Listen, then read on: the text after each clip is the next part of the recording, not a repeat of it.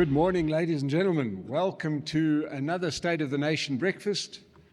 We're starting to build up some regular faces, and you will know that for once it rained yesterday and not today. Usually rains during these breakfasts. For those that don't know the inside joke, we've had a couple of breakfasts, and every single time it stormed harder during the event to the point where we could barely hear ourselves in the venue.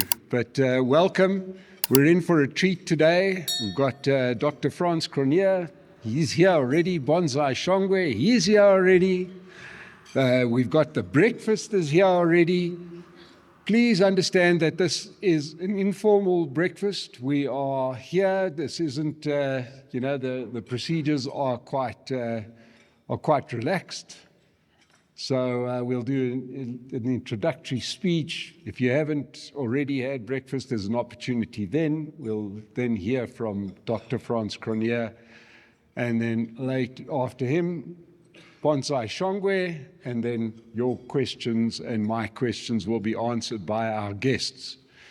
So, as most of you know, I am Mike Sham. I host the State of the Nation, and we do quite a few things on the State of the Nation, as you know. You've probably seen the channel growing out. We've got our interviews and weekly updates on the State of the Nation, and nowadays we do daily news on the Political Insider, if you haven't watched that. It's where we do a bit of a mix of reporting on the news and doing a bit of analysis as it goes. So, South Africa is probably the most fun country in the world to operate in, because our comrades never stop giving us material. This is just, you people like myself, we've put comedians out of work. They can't make jokes funnier than this. It is quite unbelievable, but here we are. So before I kick off with a few words that I want to sort of add to the pot, before our experts come along and say stuff for way cleverer, is, as you all know, we sponsored the main channel by Pace Car Rental. They've been great partners in sponsoring us from when I think we had only a couple of thousand, maybe 20,000 subscribers and far fewer views than what we get now. So thank you to Pace Car Rental. They couldn't be here because they've actually got a big 20th anniversary celebration. So well done to Pace Car Rental. They've been wonderful partners. We've got a new partner helping us out with Political Insider, Trade Nation. That's a trading platform for anybody that really wants to, take a chance. You might as well in South Africa, and you can trade anything you like, and there's a chance you can make a fortune or become a politician. But and then we have recently launched our business channel, The Bottom Line, and Corian Capital. We were doing it on the State of the Nation. We're now trying to run that as a channel on its own. It is something that needs to grow. Corian Capital continue to support us with that, and we thank them for that. And then lastly, the people who are in the audience, and that is Manzi Water. I'm very proud of the fact that we've got our own labels on water bottles. It makes us look very clever, but it's really thanks to the work that Pascal and Belinda from Manzi Water have done. That's why we did also want to have water bottles that show their branding in case you ever need your brand on a bottle of water. They're the people to speak to. So we've got a team of people behind us, and we all need support. But that's not what you've come here to hear about. You've come here to hear about where South Africa, the great roller coaster, is heading towards. Let's kick off here. Can you imagine that we are less than 6 months away from a local government election?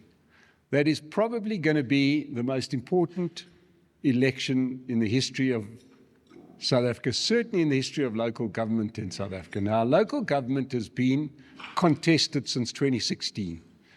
From 2016, prior to that, the ANC were pretty much in control of the I suppose, what do you call it percentage-wise, 8/9 of the country, right? They were just winning everywhere. They won all the metros. They won basically everything outside of the Western Cape and Midvaal.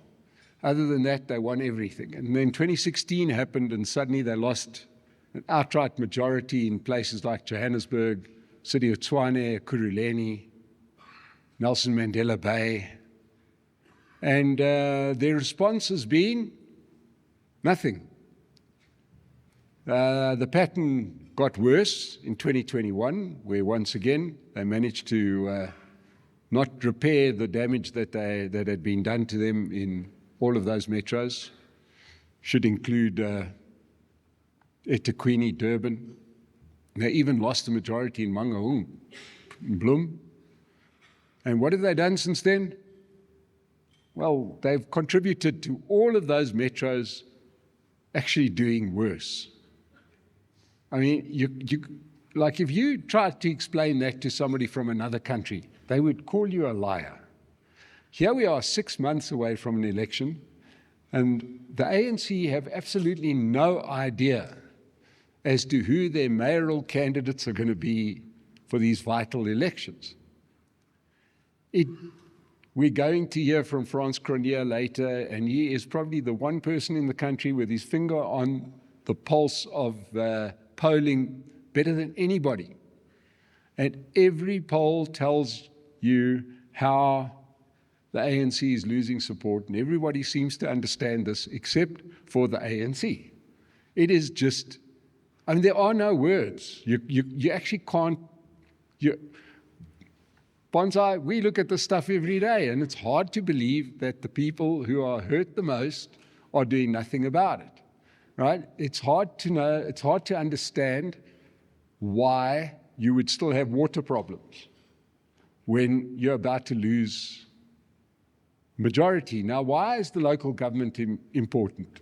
Local government is where you live your life. When you drive through a pothole, I think we've got to understand that you can't really moan at the Department of Transport. You know, you can't, who do you moan at? Well, you moan at your mayor, your city councillor, your ward councillor.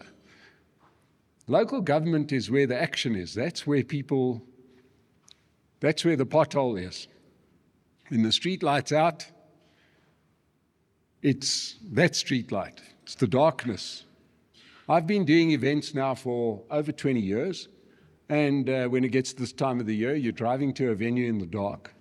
Well, it used to be, you know, I'm in Sandton, Cape Town, places like that doing events. You don't usually drive in the dark. Now, I drove here this morning, it was before 6, in the dark, because the street lights don't work. And it is absolutely astounding that the ANC think that this is a vote-winning strategy. The bottom line is that they don't really care. They've resigned themselves to the loss. This is a rerun of what we had in 2024, except there the big issue, I suppose, was blackouts, load shedding. That was costing the ANC votes, and they did nothing about it until the very last minute, and then they did something about it. But that was like the national question that could seriously cost them votes. And they did absolutely nothing about it, and it cost them the votes. They treated the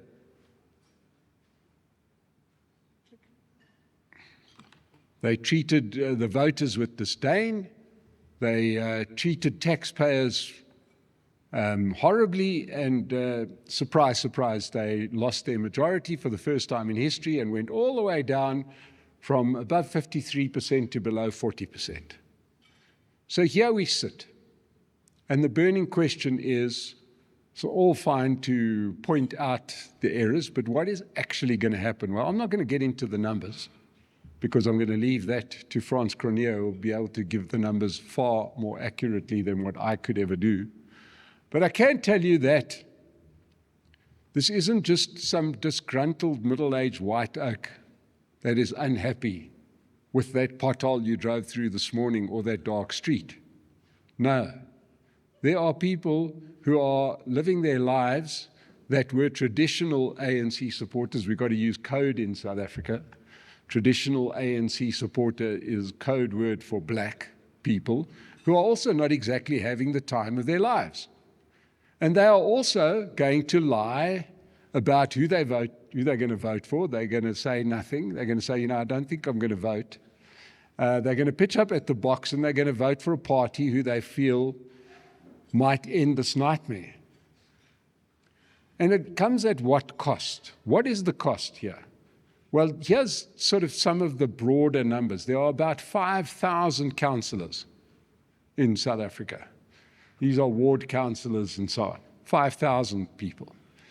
If we imagine that in the last local government election, the ANC more or less, and I know you shouldn't do it this way, in actual fact, the ANC gets overrepresented because they end up winning some wards that, it isn't like a national government where seats are allocated on a proportional representation basis.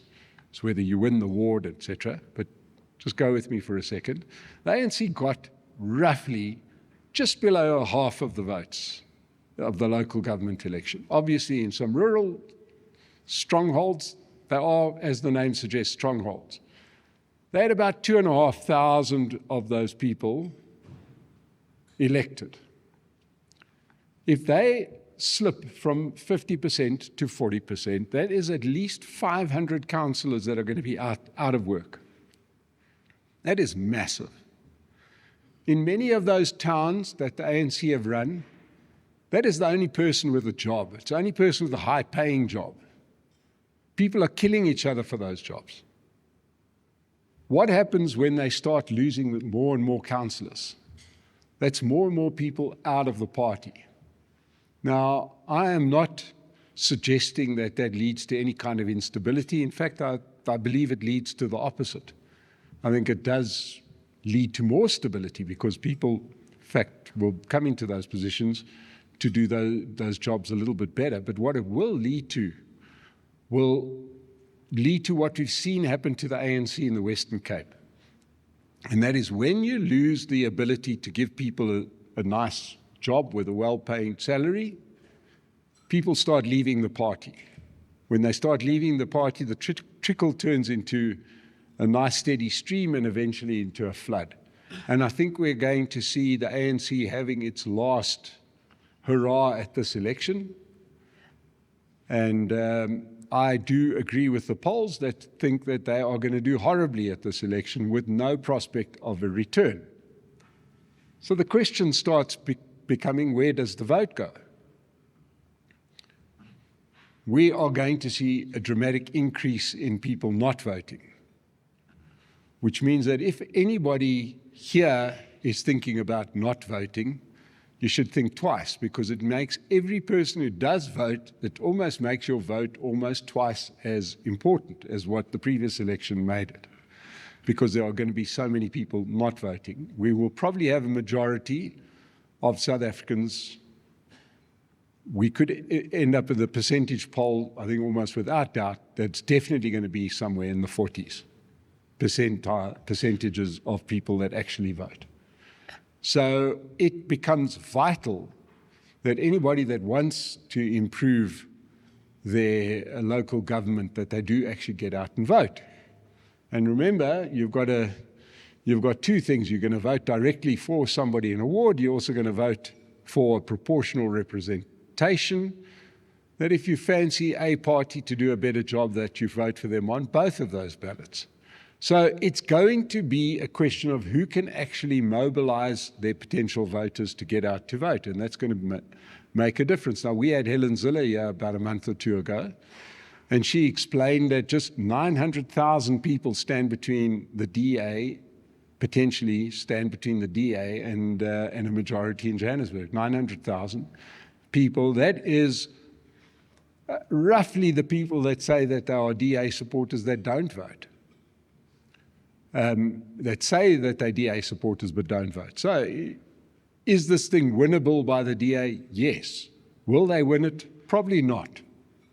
Probably not. Let's be realistic here. Why won't, despite the horrendous picture that I sketched of a city like Johannesburg, why would the DA be struggling to get an outright majority? Up until now, the DA has been a very, very bad listener, seemingly incapable of hearing the people that don't vote for them, stuck in their enclave in Cape Town, as I said, and I have fought battles long and hard with them as they've proven to be completely out of touch. But it seems to have dawned on the DA that actually there's more people live outside of Cape Town than inside Cape Town. And they're starting to change their attitude and become perhaps a little bit more interesting. But the DA has to be conscious of the fact that the voters that they're trying to appeal to have got two fears. And the DA has been very bad in dealing with either. Potential voters for the DA are very scared of failure. What happens if I switch my vote and the DA don't deliver? That's a logical fear. But there's a bigger fear, and that is, what if I vote for the DA and it works? Why should that be a problem? Well, here we've got to go into the psychology of South Africa. It starts looking like only the white party can fix up the country. And that's a very bad look. And a lot of people can't bring themselves to do that. You can't have a situation where Johannesburg, let's just take a theoretical situation, ends up with a DA-led government and it does start working better. Because that makes, to many black voters in South Africa, makes their lives look like a lie. It makes it look, if one goes to the sort of extreme, it makes it look like apartheid was right. And the DA refuses to understand that very real psychological fear that voters have of voting for the DA. They don't vote for the DA because of any other problem, but their biggest fear might be that the DA actually does govern better. And that starts looking a lot like what they were told back in the day. So what should the DA be doing? The DA should be explaining, obviously, you know, I've had this argument with Helen Zille, who's got a snappy comeback every time, saying, well, what do you want us to do? Window dress? Straightforward answer is no, you must just become more representative of the people who you want to vote for. But anyway, that's a bigger issue for another day. But there's a level of sensitivity that the metros in Gauteng have to be dealt with that I don't feel that the DA fully understands yet. And I think that the more Helen Zille goes out and makes her videos that are highly effective, the more she is going to understand that the wounds are deep. It's fun to see Gogo Helen swimming in a pothole, and it's probably effective politicking. That's what many people in this room may be enjoying, and I'm certainly going to put my hand up and say, I think this is great. But what are other people seeing? They're seeing more black failure. And that can count against the DA. So you've got to temper the "you see, I told you so" attitude with the "here's a solution" attitude. I trust you to be able to help us to fix the problem. Is the DA doing enough of that? I haven't seen that part yet. I see a slight softening of the message because it's very easy to humiliate the ANC-ish. ANC are unhumiliatable. They seem to have no moral compass. It's hard to shame the ANC. They seem to be beyond shame. You've got a president who can laugh about his own showering after, raping a friend. You get a president who's quite comfortable answering questions about how money ends up in his couch. There is no level of shame that triggers the ANC. So that's not the issue. And that shouldn't be the issue. The issue is, how do you deal with a wounded people? A wounded people that had to suffer apartheid, and then after apartheid had to have their own government tell them that they weren't good enough to run their own businesses and they should get a share of white businesses. their own government that continues to tell them, you're not good enough, and if it wasn't for the government, you wouldn't be in business. If it wasn't for our affirmative action, you wouldn't have a job. They never say to black South Africans, you're good enough. We believe you're good enough. Have you ever heard a president of this country tell black South Africans, you're good enough to compete? I've never heard that. So you've got, in many ways, a majority of our population that remain psychologically damaged on purpose, done first by the National Party and now done by the African National Congress. And all the amount of service delivery, you see it in Cape Town, the more the services get delivered, the more angry black voters in the Western Cape get. It's paradoxical. If you try to explain that to a foreigner, you said, let's take a drive through Cape Town, the DA should be getting 80%. Instead, the DA is going to struggle to hold on to their majority in the Western Cape. And at some point, somebody, and we'll give him a bit of grace because he hasn't been in the job for long, but maybe Jordan Hill-Lewis is somebody who could actually say to the party, guys, let's tackle this issue for once and for all. But, you know, and we've made this point, where has it been tackled before? It got tackled in rugby. It really got tackled, where we said, we'll take this issue off the table. We'll prove that these black players are good enough to be there. And now we all support all of our colors and all of our splendor, and the team's much better for it. One day, and the party best placed to do that would be the DA. They just, at this point, they've made a tremendous stride in their last elective conference, but I'm not sure if they're there yet. But I don't know if they are understanding the depth of the problem yet. I don't think you want to give the majority of Gauteng urban voters, if the question wasn't pick one party, but if the question was, imagine a ballot sheet that says, would you rather live in a city that is successful but run by whites or unsuccessful and run by blacks? I think you might be shocked by the answer. Frans, perhaps one day you must do a research poll on this. Yeah, exactly. I don't know, we're thinking of the right answer, the same answer, but I personally think it remains the burning issue. So I do want to get optimistic about the local government elections, but I do understand that the DA is not going to get more than 50%. That ain't going to happen. So what are their options? Well, let's talk about the other parties involved. If we think that the ANC is chaotic, in many ways, MK is allowed to be chaotic. That is their calling card. Nobody supports Mkhonto we Sizwe hoping for a Swiss-like precision party. You vote for them for the chaos. That is their calling card. That is what they are selling. And they deliver every time. So it's chaos. That is never translated particularly well at local government election level, where a party offers chaos. We see that, for example, where the SA Communist Party has contested a few local government by-elections and failed dismally because they're offering chaos and people are saying, look, we're all in favor of chaos, as long as it doesn't govern, and certainly doesn't govern in my area. So I don't think that the impact of MK is going to be any bit as high as what people think it's going to be. Because MK have got their own decision to make. Are they going to become the IFP, in other words, a nice little cultural party, or are they going to become the EFF, a revolutionary party?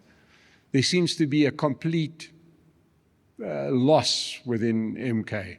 It seems like maybe some of the people in Parliament see themselves as EFF light, whereas many of their supporters see MK as IFP. And remember, if you want a particular thing, get the original. So I think I think that rather than looking for a great performance from MK, I think IFP will do a little better than expected. Now let's remember, IFP have been instrumental in keeping the ANC in power in the Gauteng metros. So let's understand what we're dealing with. South Africa is full of shapeshifters. You've got people that say, we are all for free markets and then support the ANC. Ask Gayton McKenzie. Right? These are people who are properly hypocritical. You got the IFP that says, let's have good governance and then support Panyaza Lesufi. So the north of the country is full of contradictions. The sooner the DA gets out of the one little enclave and understands the rest of the country, if they really want to become a factor, they would have to come to the rest of the country to actually see the contradictions in the country. The EFF, with or without Julius Malema, I feel remains an important part of the architecture, and I actually hope that they survive. Because we need a little home, like you need a mental home for mental patients. So, I think without the EFF, what happens? Those mad people will still need a home. And rather they stay together in one place, all 10% of them, they can dance. By the way, have you ever tried to explain to an international guest, how do you know when South Africans are really angry? Because we're singing and dancing. I mean, nowhere else in the world do you get really angry and say, I am so mad, I'm going to sing and dance. I mean, that is pretty special. That is a South African. We should export that. I mean, imagine if Ukraine got attacked by Russia and they say, we are so angry, we're going to sing and dance. Can you imagine? This is not going to happen. But anyway, South Africa, we get really angry, we sing and dance. Okay, and, so leave those people, let them wear their little uniforms. It makes them feel like they belong to a movement. Great. Julius Malema might get might finally get those struggle credentials he so desperately longs for if he goes to jail. The party will continue, but they are more of a local government annoyance, heavily involved in the corruption in Gauteng, not interested in solutions, and making the Gauteng leader of the EFF, the man in charge of the purse strings, is going to be interesting. And where does that lead you to? Well, it leads to possibly parties like Freedom Front Plus. If another person has to say to me, I'm going to vote for the Freedom Front Plus, yeah. Let me tell you, I believe that the only party that doesn't want your vote to go to the Freedom Front Plus is the Freedom Front Plus. That's a family business. Those people do not want to grow. They want to be a 2% party. A couple of us in Parliament, we're all related. We'll get nice salaries. We don't have any responsibility for anything. It's great. We blame the DA for everything. Right? I don't see them growing. So it leaves you with two options, one being the Patriotic Alliance. Now, this thing that we have with Gayton McKenzie and his love affair with Cyril Ramaphosa is now becoming almost sickening. Why is he doing it? He's doing it because he understands that there is enormous value, personal, financial gain to be had by staying next to this dying, rotting corpse of the ANC because they still get access to big government contracts. And if they can be seen as a reliable protector of the president that's not inside the party, that's quite useful. And then a few contracts go their way. I mean, let's understand that Gayton McKenzie's son had 400 million rand lying around to buy a football team. Right?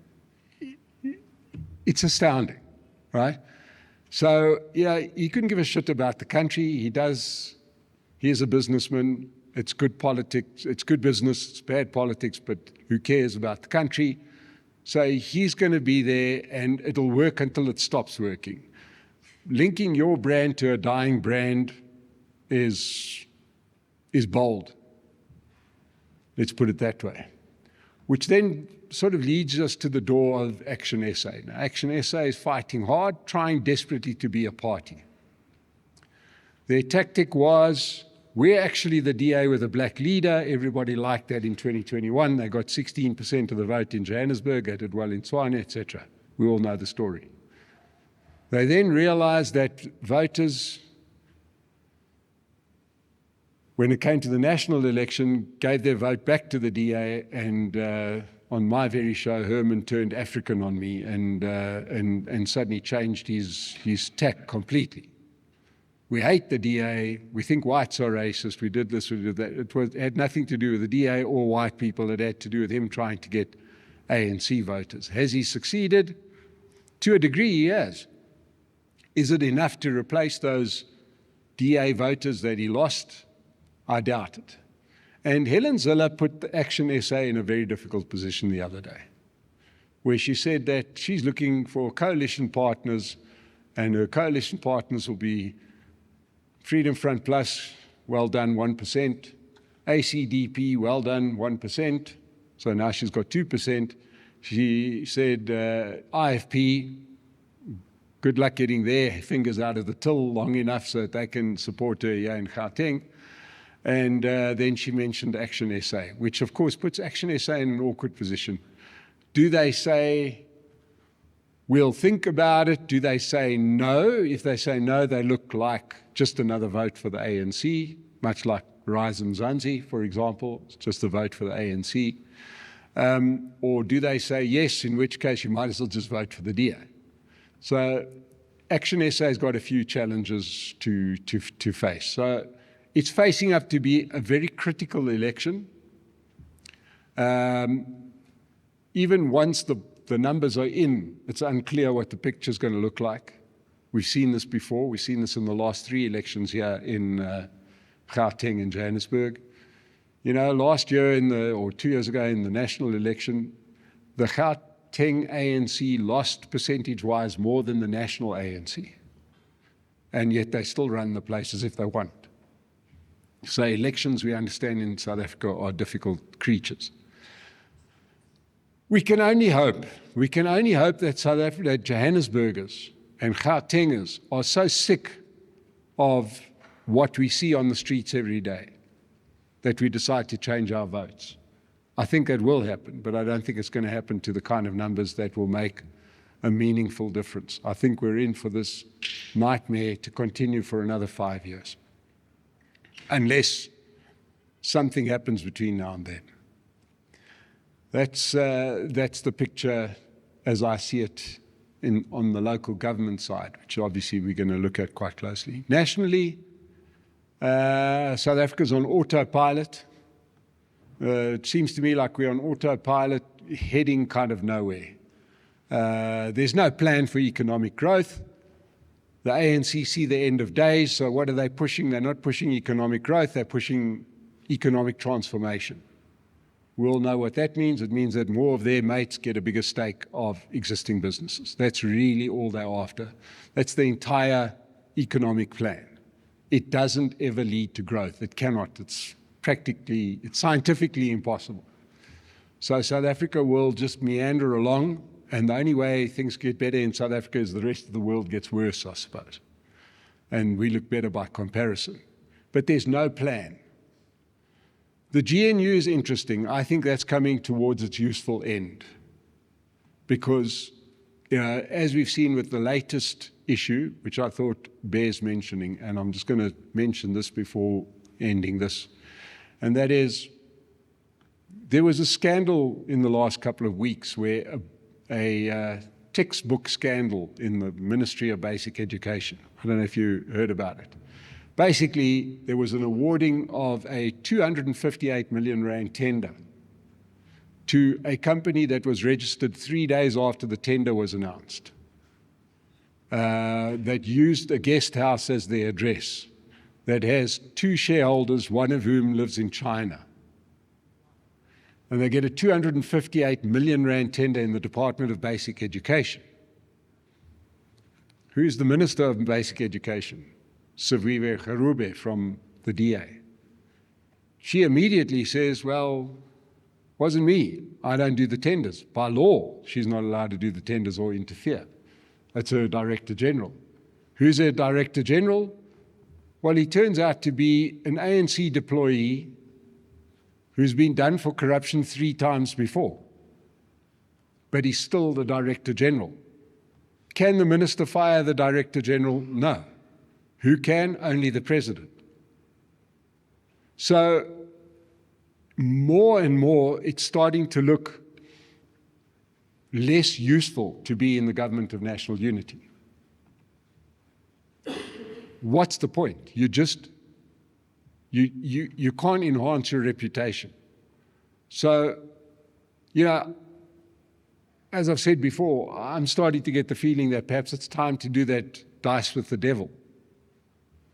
Let the ANC go into coalition with MK and EFF. Let's have a go. We've got 3 years left to the next election. Let's have a go. Let them have a full go at turning this into Zuma 2.0. And let's see then what South Africans feel like voting for in 2029. Because the current arrangement is not working.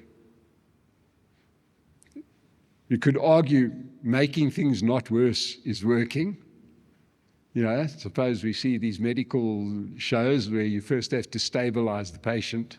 Great, but there seems to be no appetite to fix the patient. I don't see any appetite coming from any quarter to improve South Africa.